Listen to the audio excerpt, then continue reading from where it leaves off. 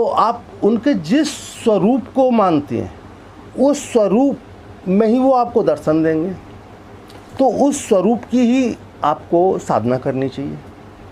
आप कान्हा जी के बाल रूप को, लड्डू गोपाल को साधना के रूप में लेते हैं। मूर्ति ना माने, पूरी तरह सजीव माने। जब आप सजीव मानेंगे तो वो सजीव होने लगेंगे।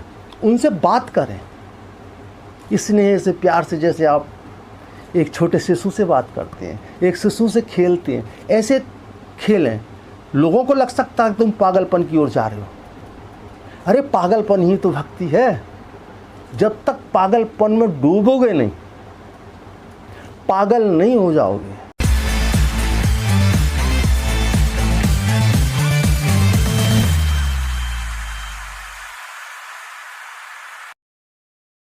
ओम नमः शिवाय। तो साथियों, आज का विषय प्रारंभ करते हैं एक प्रश्न के साथ। प्रश्न आया है, गुरुदेव क्या ध्यान में प्रवेश संभव है बिना किसी विधि के, बिना पूर्व किसी अभ्यास के? प्रिया शर्मा। कौन प्रिया शर्मा? अच्छा, आप।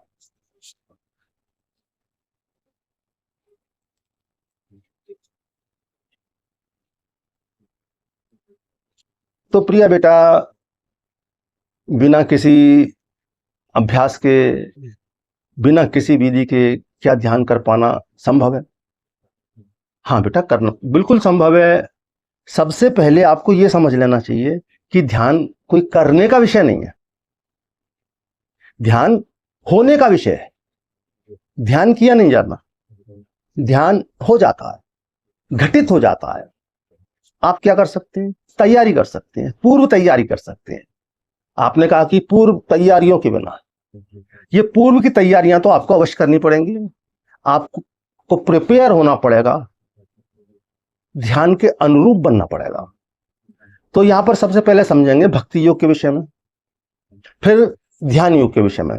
दोनों विषयों को लेंगे, क्योंकि यहां पर भक्ति योग से संबंधित लोग भी हैं, ध्यान योग से संबंधित लोग भी हैं। या आप तो ध्यान योग से हो तो पहले भक्ति योग कर लेंगे, आप कर लेंगे बाद में, ठीक?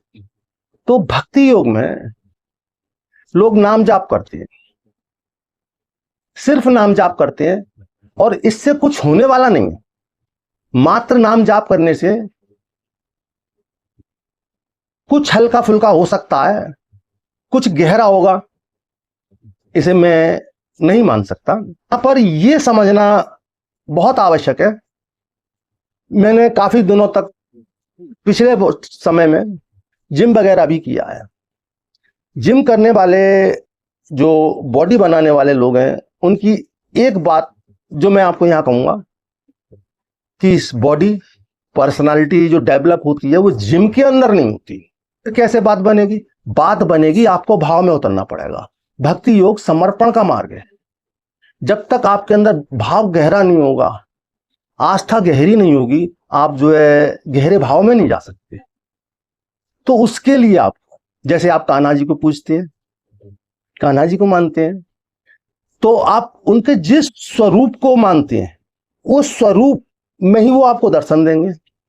तो उस स्वरूप की ही आपको साधना करनी चाहिए। आप कान्हा जी के बाल रूप को, लड्डू गोपाल को साधना के रूप में लेते हैं। तो ये आपको गहरे से समझ लेना चाहिए कि जब आप लड्डू गोपाल को एक बालक के रूप में अपना रहे हैं, उन्हें एक बच्चे के रूप में देख रहे हैं, तो आपके अंदर एक पुत्रव्रत स्नेह होना चाहिए। जो पुत्रवत होता है वो स्नेह आपके अंदर होना चाहिए। जैसे आपका अपने पुत्र के प्रति प्रेम उमड़ता है, यहां पर समझिए भाव कितने प्रबल होते हैं। भावों का कारण ही होता है, जिस स्त्री के स्तनों में दूध नहीं होता, लेकिन पुत्र आ जाने के बाद में चमत्कार देखिए, उन स्तनों में दूध आ जाता है। इसी प्रकार जब भाव से आप गहरे भाव में, कान्हा जी के गहरे भाव में होते हैं, ये मंत्र जाप से अलग की बात है, तो आपको ये निरंतर स्मरण में रखना होगा कि आपके बाल गोपाल, लड्डू गोपाल को किस समय शयन चाहिए, किस समय स्नान चाहिए, कब किस समय श्रृंगार चाहिए, तो इन सभी बातों का आप ध्यान रखें और पूरी श्रद्धा के साथ, बड़े प्रेम के साथ, जैसे एक बालक के साथ। मूर्ति ना माने, पूरी तरह सजीव माने। जब आप सजीव मानेंगे तो वो सजीव होने लगेंगे। उनसे बात करें स्नेह से, प्यार से, जैसे आप एक छोटे शिशु से बात करते हैं, एक शिशु से खेलते हैं, ऐसे खेलें। लोगों को लग सकता है तुम पागलपन की ओर जा रहे हो। अरे पागलपन ही तो भक्ति है। जब तक पागलपन में डूबोगे नहीं, पागल नहीं हो जाओगे। जब तक जो आपका नाम जाप है ना, वो हृदय से नहीं आएगा, हृदय की गहराइयों से जब जाप नहीं निकलेगा। जैसे आप अपने लाला को पुकारते हैं, अपने छोटे शिशु को पुकारते हैं, तो हृदय से वो वाणी जाप के साथ आती है, तो वो हृदय से आती है। और जब हृदय से आती है तो हृदय के द्वार खुलते हैं। जब हृदय के द्वार खुलते हैं तो परम पिता परमात्मा बाल रूप में आपके हृदय में प्रवेश करते हैं, वहां पर स्थित होते हैं। इसी प्रकार अगर सखी भाव से आप जो है भगवान को नाम जाप कर रहे हैं, तो यहां भी ये ठीक से समझ लें आपके आधा एक घंटे जाप से कुछ नहीं होना है। आपको अपने अंदर वो भाव पैदा करना है। यहां पर सखी भाव में भगवान आपके प्रेमी के रूप में, प्रेमी से तात्पर्य प्रेम से है। यहां पर कुछ मांगने से, कुछ वासना से नहीं है। अगर आप ईश्वर के समक्ष कुछ मांगने जाते हैं, किसी स्वार्थ के साथ जाते हैं, तो वो तो बिल्कुल व्यर्थ है। उस परमपिता परमात्मा ने जिसने आपको सभी कुछ दिया है, बिना मांगे दिया है, और उस परमपिता परमात्मा से भी फिर आप भीख मांगते हैं, अनादर करते हैं उसका। अगर उससे मांगना तो उसे मांगो। तो जब ऐसा प्रेम आपके अंदर उतरता है, जैसे आप सैयारा मूवी देखिए, किस तरह रो रहे हैं लोग। जब आप इस तरह रो पाते हैं, इस तरह व्याकुल हो पाते हैं, तब वो स्थिति घटित होती है। जब परमात्मा आपके अंदर प्रवेश करते हैं, मुरली मनोहर आपके अंदर प्रवेश करते हैं, तो यहां पर आप आगे समझ लें, नाम जाप का सिद्धांत समझ लें। ये नाम से जाप में भी होगा और जो ध्यान योगी हैं उनके लिए भी। आराम से एक सहज आसन में बैठ जाएं। जिस भी आसन में आप सहजता से बैठ सकते हैं, सुखासन में, सिद्धासन में, पद्मासन में, जिसमें आपको सहज लगे। यह आसन इतना विशेष नहीं है, जितना विशेष ये है कि आप सीधे बैठे, आपका मेरुदंड पूरा सीधा रहे, आपका हेड पूरा सीधा सीधा रहे, और आप आंख बंद करके सारे विषयों से बस नाम जाप। कोई विचार आता है, आपको उस विचार के साथ नहीं होना है, उस विचार में आपको इंटरफेयर नहीं करना है, किसी विचार में इन्वॉल्व नहीं होना है, ना ही विरोध ना सहयोग। जब आप किसी विचार में सहयोग करते हैं तो बाहर ले जाता है वो आपको, और जब आप किसी विचार को रोकते हैं तो उपद्रव कर देता है वो। तो इसलिए दोनों स्थितियों से बचें, बस मात्र दर्शक रहें, बस आप अपने जाप में रहें। जो विचार आते हैं उन्हें आने दें, जो जाते हैं जाने दें। विचारों से यहां कोई मतलब नहीं रखना। तो अब समझते हैं जो ध्यान साधक है उनके विषय को समझ लें। आधा घंटा, 1 घंटा, 2 घंटा ध्यान में बैठने से, ध्यान करने से कहीं कुछ नहीं होने वाला है।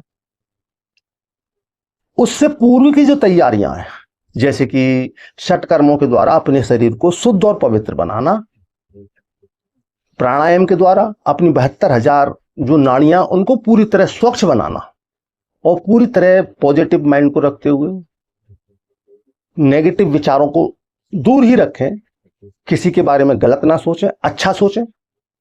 ध्यान विधि बस इतनी सी है, कोई बड़ी विधि नहीं है। आंख बंद करके बैठें और बहुत आहिस्ते से, बहुत सहजता से अपने ध्यान को आज्ञा चक्र पर लाएं। कोई आंखों से जोर जबरदस्ती नहीं करनी है कि वहां पर एकाग्र करने के लिए आप अपनी आंखें ऊपर की ओर चढ़ा लें। बस तटस्थ भाव से यहां पर विचारों को एकत्र करना है। अब दूसरा क्रम, दूसरे स्टेप में अपनी आती जाती श्वासों को महसूस करना है, देखना है कि श्वास आ रही है, सहजता से चलने दें और सहजता से ही श्वास को लेना है, सहजता से ही छोड़ना है।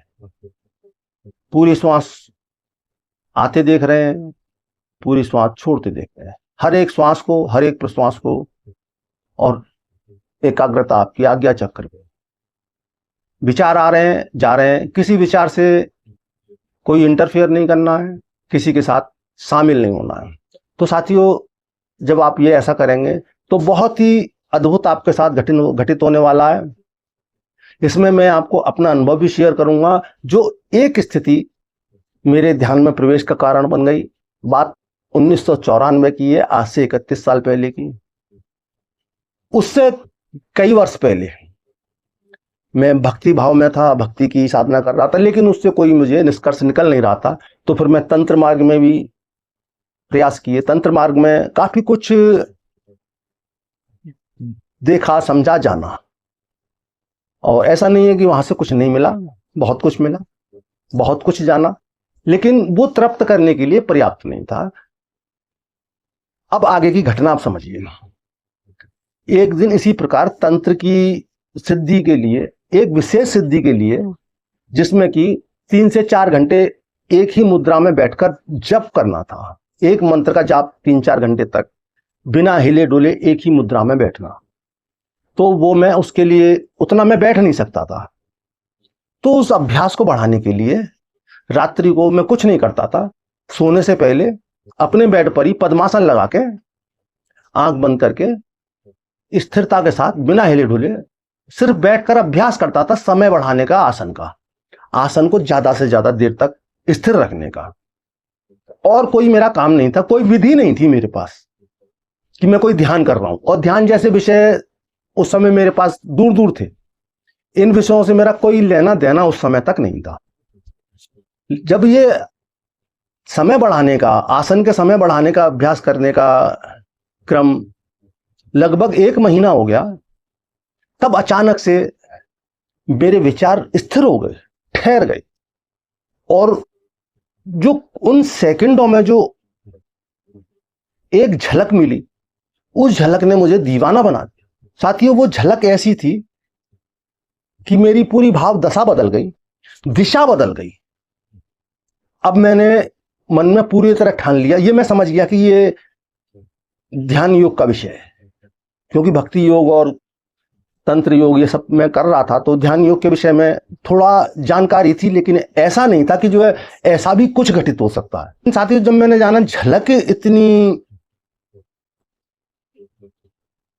गहरी अवस्था हो सकती है, गहरी प्रतीति हो सकती है, गहरे अनुभव हो सकते हैं, तो इसे प्रॉपर किया जाए तो कैसा होगा।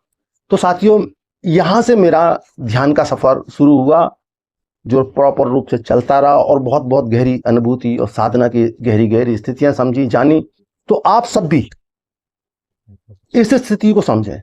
जब आप कुछ नहीं कर रहे होते तो बहुत कुछ घटित हो जाता है।